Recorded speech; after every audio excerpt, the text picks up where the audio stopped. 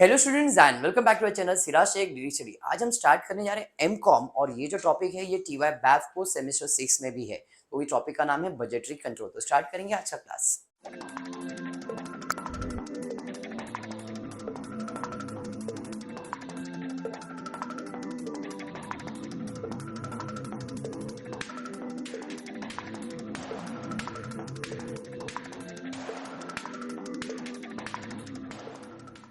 Start कर रहे हैं budgetary control. Budgeted control, budget very important aspect of your life. कोई भी चीज के लिए बजट इज नेसेसरी। बिजनेस करना है, घूमने जाने का है, बर्थडे प्लान करना है, कुछ भी करना है, बजट सेट करना जरूरी है। तो हाँ, अपने को अगर बर्थडे में किसी को खाना खिलाना है तो उसका प्लेट का रेट निकाल, तो उसका भी बजट सेट करना पड़ता है। क्या बात है, सही। बट अपन तो बिजनेस के पॉइंट ऑफ व्यू से बात कर रहे हैं, है कि नहीं? तो बिजनेस किस चीज का बजट सेट करता है? तो बिजनेस पैसे का बजट सेट करेगा, फिर ओवरहेड्स का बजट सेट करेगा, मटेरियल का बजट सेट करेगा। ऐसे अलग अलग बजट्स आने वाले हैं। समझ में आ रहा है क्या? जिसमें पहला अपन कंप्लीट करने वाले हैं कैश बजट के बारे में। इंपॉर्टेंट एस्पेक्ट है, वेरी इंपॉर्टेंट। और अगर कैलकुलेशन दिमाग में बैठ गया तो सिंपल भी लगेगा। इधर पूरा कैलकुलेशन बेस्ड है, यहाँ पे कोई अकाउंटिंग रूल्स वगैरह कुछ नहीं है। नो अकाउंट्स, ओनली हिसाब किताब कि भाई मेरे पास इतना पैसा था, इतना खर्चा गया, इतना पैसा बच गया, अगले महीने कैरी फॉरवर्ड करेंगे, फिर इतना खर्चा हुआ, इतना पैसा गया, बजट दिखाएंगे। बात समझ में आ गया? सिंपल बजट होता है, फिर एक एवरेज बजट होता है। मतलब अपने को देखना पड़ेगा एवरेज इतना पैसा होना चाहिए, नहीं हुआ तो पैसा का लोन लो या मांगो, ऐसा सब चीज करने वाले इस टॉपिक के अंदर। ठीक है, पक्का? तो क्या करने वाले हो दिमाग में बैठ गया? पहले तो इसका फॉर्मेट समझ लेते क्या है।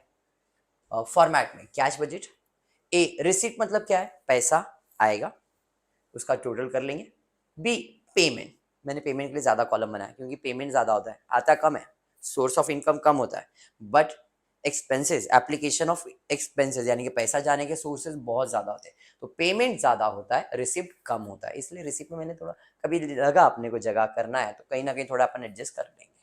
ठीक है क्या? तो ये फॉर्मेट है, रिसिप्ट एंड पेमेंट। और यहाँ पे मैंने 1 2 3 4 5 6 कॉलम्स बनाए।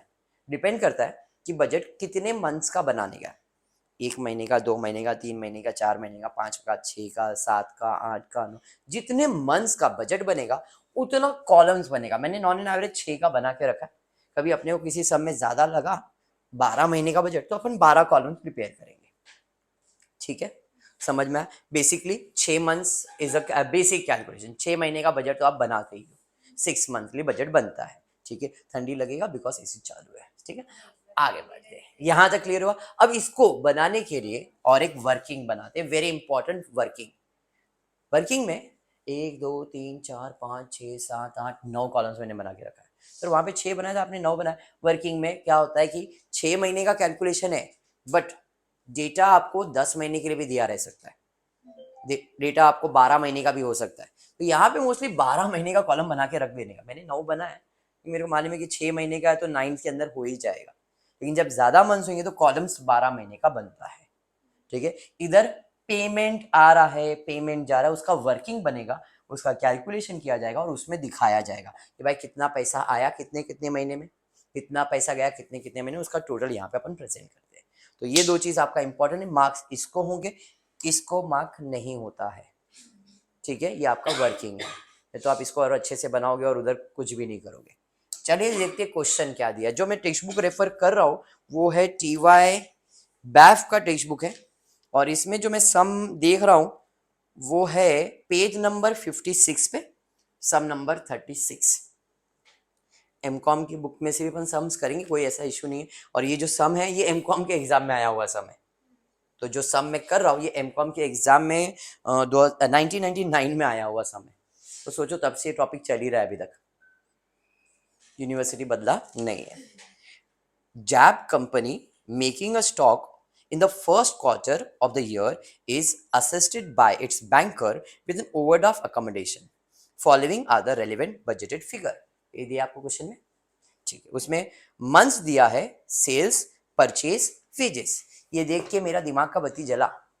सेल्स मेरा इनकम है, बाकी तो मेरा एक्सपेंस है। नवंबर में, दिसंबर में, जैन में, फेब में, मार्च में इतना पैसा आया है और इतना पैसा गया है। तो ये मेरा रिसिप्ट है और ये मेरा पेमेंट है, बस खत्म। एक रिसिप्ट, दो पेमेंट, और क्या ही है। पैराग्राफ पढ़ते दिया क्या है, the budgeted cash and bank balance, but इसकी ज्यादा इंपॉर्टेंट ये वाला लाइन है, जैब company making for a stock for in the first quarter of the year. First quarter of the year, of the year मतलब भाई इसका जो साल है, देखो यहाँ पे budgeted bank balance first Jan का दिया है, मतलब साल कभी चालू होगा जैन में। जैन में चालू तो फर्स्ट क्वार्टर 3 मंथ्स का होता है, क्वार्टर मतलब 3 मंथ, तो जनवरी, फरवरी, मार्च। अपने को बजट कितने महीने का बनाने का, सिर्फ 3 मंथ्स का। तो जब मैं बजट बनाने जाऊंगा तो मैं कितने मंथ्स का बजट प्रिपेयर करने वाला हूँ, 3 मंथ्स का, for the month of Jain, for the month of Feb and for the month of March. तो इतना ही कॉलम मेरे लिए इंपॉर्टेंट है। वर्किंग के अंदर मैं यहाँ पे डिटेल ले लेता हूँ, नवंबर का डिटेल दिया है इसलिए नवंबर, दिसंबर, जैन, फेब, मार्च। बट ये मेरे लिए इंपॉर्टेंट नहीं है, सॉरी ये मेरे लिए इंपॉर्टेंट है ना, ये तो इंपॉर्टेंट है, ये दो इंपॉर्टेंट नहीं है। जैन फेब मार्च में जितना भी पैसा आया या पैसा गया उसका वर्किंग आपके लिए इंपॉर्टेंट है। क्लियर, समझा आपको मैंने क्या कहा है, पक्का। चलिए अब बढ़ते हैं क्वेश्चन की तरफ, देखते हैं क्वेश्चन में क्या दिया है। Budgeted cash and bank on 1st Jan 2014 was 17,200, मतलब मेरा कैश बैलेंस दिया गया है। आप देखो रिसिप्ट में सबसे पहला चीज मैंने क्या लिखा है, ओपनिंग बैलेंस। तो जैन का ओपनिंग बैलेंस क्वेश्चन में दिया है, कितना दिया ओपनिंग बैलेंस, 17,200, मैंने लिख दिया 17,200 ओपनिंग बैलेंस। बात समझा, क्लियर हुआ। चलिए आगे बढ़ते, आगे क्या दिया है, आगे आपको दिया है क्रेडिट टर्म्स ऑफ सेल्स, जो आपने सामान बेचा है उसका क्रेडिट यानी कि उधार कैसे दिया गया है। तो credit term of the sales on payment by the end of the month following the month of supply, very important word, following. Following मतलब अगर मैंने सेल्स नवंबर में किया है तो इसका पैसा नवंबर में नहीं मिलेगा, इसका पैसा फॉलोइंग मंथ मतलब अगले मंथ में मिलेगा। बात समझ में, फॉलोइंग वर्ड का मतलब ही अगला महीना होता है। तो इसने बोला है जो आप सेल्स कर रहे हो, सेल्स कर रहे हो उसका पेमेंट आप उधार में करते हो, यहाँ पे कैश में नहीं करने वाले। तो जो भी आप सेल्स कर रहे हो सब उधार में, लेकिन उसका पैसा कब मिलेगा, फॉलोइंग मंथ में। ऑन एन एवरेज, कंटिन्यू में इधर फुल स्टॉप नहीं कॉमा डाल के, on an average 1/2 of the sales are paid on the due date, मतलब भाई अगले महीने में भी पैसा मिलेगा तो पूरा पैसा नहीं मिलेगा, आधा ही पैसा मिलेगा। और रिमेनिंग आधा कब मिलेगा, on the due date, while the other half are paid during the next month. इसका मतलब नवंबर में आप सेल करोगे तो नवंबर का पैसा कभी मिलेगा, आधा दिसंबर में मिलेगा और आधा जैन में मिलेगा। दिसंबर में सेल्स करोगे तो दिसंबर में नहीं मिलेगा, जैन में मिलेगा, फेब में मिलेगा। जैन में सेल्स करोगे तो जैन में नहीं मिलेगा, फेब में मिलेगा, मार्च में मिलेगा। समझा, मतलब उसने सिंपल भाषा में बोला जो भी आप सेल्स करोगे वो सेल्स का पैसा फॉलोइंग मंथ में मिलेगा। तो मैं खुश हो गया, पूरा पैसा मिलेगा, बोला नहीं, जो भी सेल्स किया है अगले महीने में तो मिलेगा, लेकिन अगले महीने में सिर्फ आधा पैसा मिलेगा। On an average half of the sales are paid on the due date, और ड्यू डेट तो अगला महीना है, लेकिन आधा, while the other half are paid in the next month, और रिमेनिंग जो आधा है वो अपने को अगले महीने में मिलेगा। समझा ये, पक्का समझा, क्लियर। तो ये सेल्स का क्लियर हो गया। आगे बढ़ते फुल स्टॉप डाल के, क्रेडिटर्स, क्रेडिटर मतलब जिससे आप सामान खरीदते हो, जिससे आप सामान खरीदते हो उनके ऊपर है। Creditors are paid during the month following the month of supply. अब यहाँ पे सप्लाई की जगह पे आना चाहिए purchase, following the month of purchase, question में शायद रहेगा, अगर नहीं है तो उधर परचेज आ जाएगा। क्लियर हुआ ये, पक्का समझा। मतलब क्रेडिटर्स को हम नेक्स्ट मंथ में पे, अभी इधर आधा ऐसा ऐसा कोई वर्ड यूज किया है क्या, नहीं, मतलब उसने बोला ये परचेज जो है, मैंने उधार खरीदा नवंबर में तो इसका पैसा कभी देने का, अगले महीने पूरा, एवरेज आधा विधा कुछ भी नहीं, मतलब 83,000 पेमेंट कर दूंगा। उसके अलावा और कुछ दिया है क्या, required to prepare cash budget for the quarter 1st Jan to March, showing the budgeted amount of bank facility required to each month. समझा यहाँ तक? ठीक है, छोटा सा समय, वेजेस के ऊपर कोई एडजस्टमेंट नहीं है। वेजेस जो है जो महीने का उस महीने में आप पेमेंट कर देते हो। ठीक है, पगार आप डिले करोगे क्या? नहीं। क्लियर? चलिए फिर स्टार्ट करेंगे। बुक आपके पास, क्वेश्चन आपके पास है। पहले हम स्टार्ट करते हैं वर्किंग की तरफ से। स्टार्ट करता हूँ पहले मैं सेल्स से। सेल्स इज माई रिसिप्ट, ये तो एग्री करते हो? ये वर्किंग बना रहा हूँ, रिसिप्ट में मैं लिखता हूँ सेल्स। नवंबर का सेल्स बता दो, 1,20,000। दिसंबर 1,28,000। फिर 72,000। फिर 1,60,000। चलिए 84,000। यहां तक समझ में ये सेल्स था। अब मुझे रिसीव होगा, रिसीव कैश। भाई नवंबर का पैसा नवंबर में मिलेगा? मिलेगा क्या? नवंबर का पैसा कभी मिलेगा? दिसंबर। पूरा मिलेगा क्या? आधा मिलेगा। कितना? 60। हाँ जी। और आधा जैन में। Receive half, received cash half. 1 महीने में, 2 महीने में। समझा? हाँ या नहीं?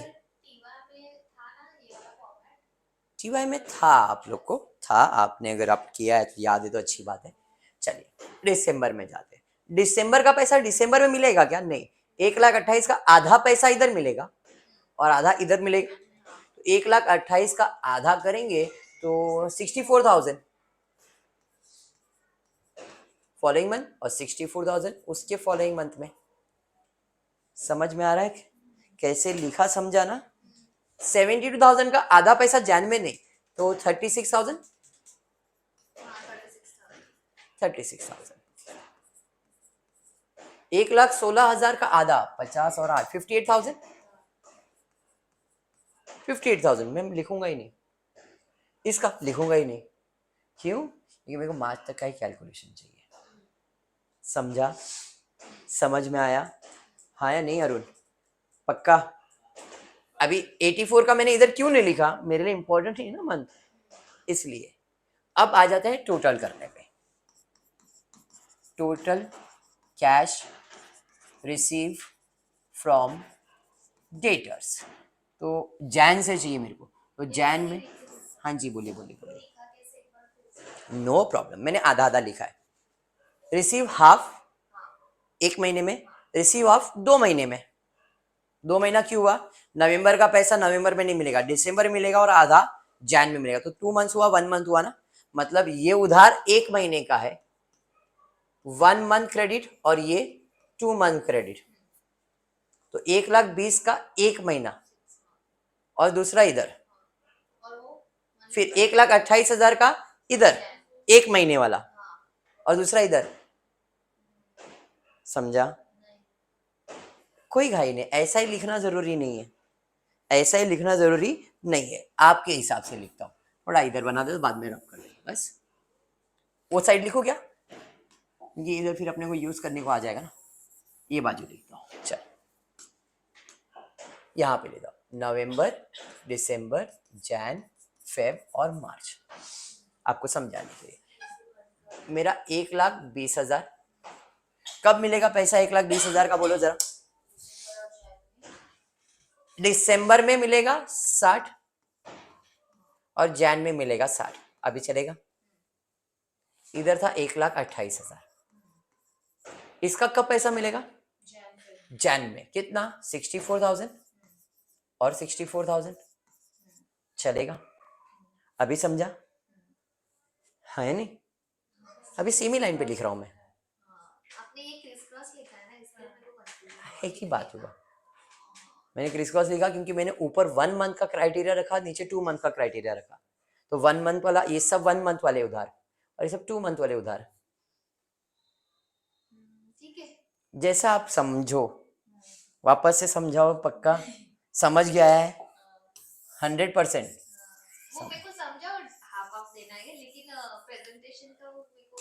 अच्छा, अभी प्रेजेंटेशन समझ में आ गया?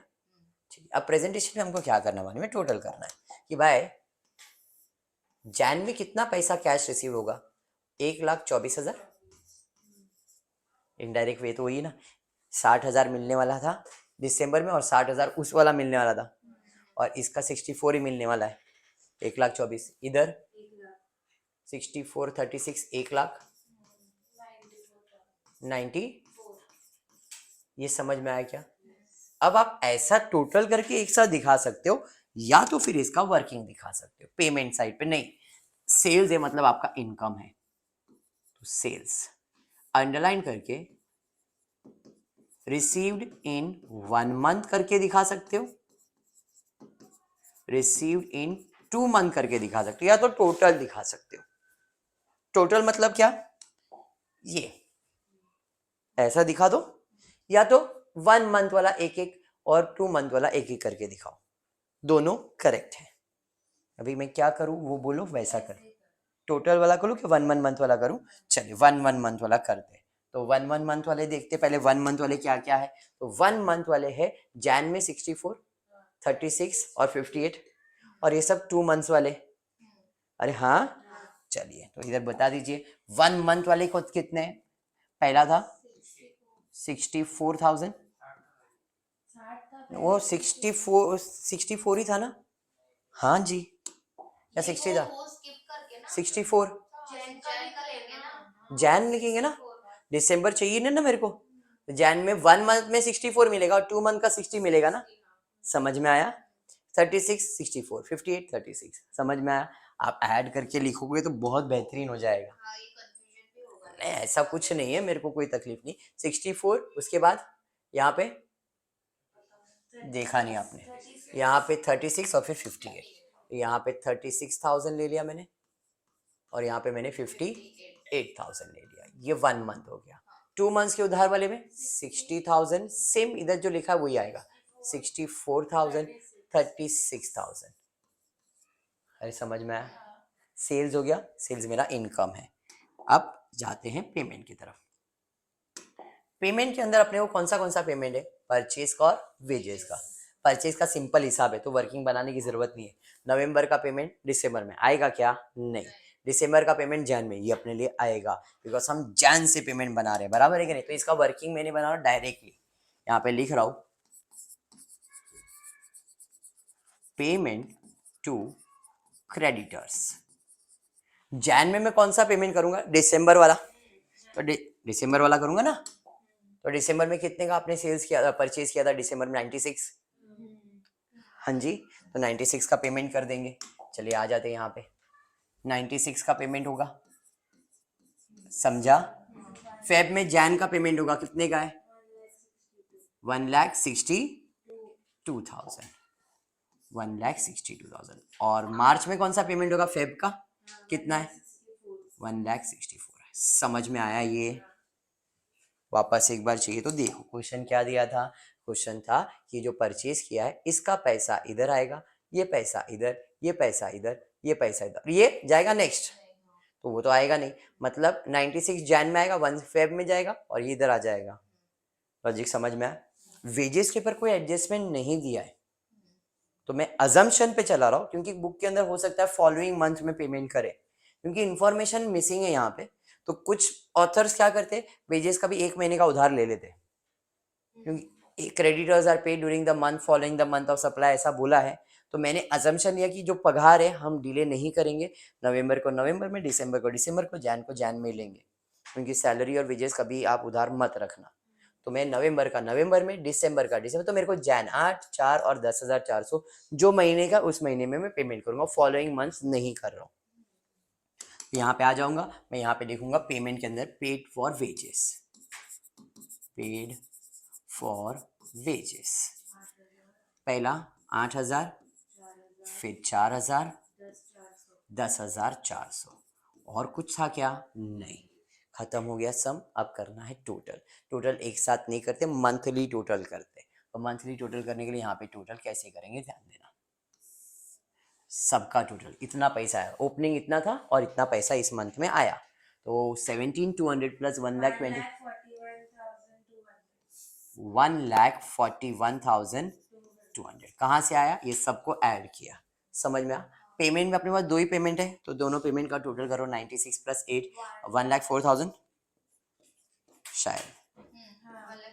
अब A माइनस B बैलेंस निकालो 37,200। अरे बात समझ में आया? ये मेरा क्या है? Closing balance. जैन का क्लोजिंग है तो फेब का क्या बन जाएगा? ओपनिंग। तो यहां से वो आ जाएगा यहाँ पे 37,200। समझा?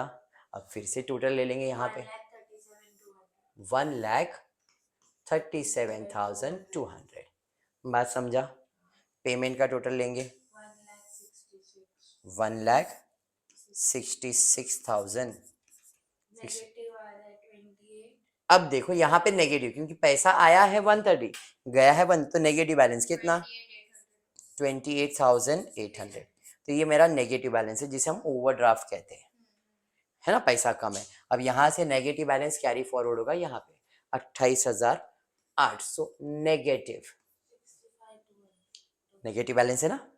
ठीक है। ऐसे केस में प्रॉब्लम जब प्रो बन जाएंगे आप, तो बोलेगा नेगेटिव बैलेंस कैरी फॉरवर्ड मत करो, जितना है आप उतने का लोन ले लो। लोन ले लो तो फिर पैसा आएगा, उतना लोन आएगा, और फिर एडजस्ट करेंगे, इसको जीरो कर देंगे। या बोलेगा नहीं, लोन इतना लो प्लस 10,000 और पैसा एक्स्ट्रा लो, तो हमको लोन 28,800 प्लस 10,000 मतलब 38,800 का लोन दिखाने का कि पैसा आया, एंड देन इधर बैलेंस कितना आएगा 10,000, उसे कैरी फॉरवर्ड करने। वो आगे प्रो जब बनेंगे तब अभी निब्बा निब्बी लोग करेंगे ऐसा।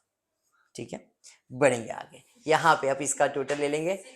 कैसे करेंगे? देखो ये टोटल में ये माइनस होगा 58 प्लस 36,000 प्लस करेंगे, उसमें 28,800 माइनस करेंगे 65,200 बराबर। अब इसका टोटल लेंगे तो ये भी नेगेटिव बैलेंस रहेगा 1,74,400। अब इसमें से माइनस करें तो नेगेटिव बैलेंस आ जाएगा 1,09,200। ज़्यादा नहीं आज लोड ले रहा हूँ, बट इतना आपको समझ में आना चाहिए, बेसिक था cost, sorry cash budget. Clear है? समझा? सोपा लगेगा if you practice properly. If you don't practice complicated है। ये जो वर्किंग बनता है ना, यहाँ पे कन्फ्यूजन क्रिएट होता है। 1 महीना 2 महीना, अगर दिमाग एकदम आपका क्लियर है, विजन क्लियर है कि हाँ इसने ऐसा बोला है, ऐसा लिखता हो ना, 1 महीने का उधर 2 महीने का उधर अलग अलग कॉलम में लिख दिया है, तो आप ऐसा लिखो। अभी 3 महीने का रहता तो 1 महीना 2 महीना 3 महीना, तो 1 महीने का उधर 2 महीने का उधर 3 महीने का उधर 4 महीने का, तो 4 कॉलम बना देता और वैसे क्रॉस में लिखते जाता मैं। समझ में आया ये? पक्का? तो आज के लिए इतना है। होपफुली आपको वीडियो पसंद आ रहेगा, तो प्लीज वीडियो को लाइक कर देना, फ्रेंड्स ग्रुप में शेयर करना, चैनल को सब्सक्राइब करना। Thank you for watching the video.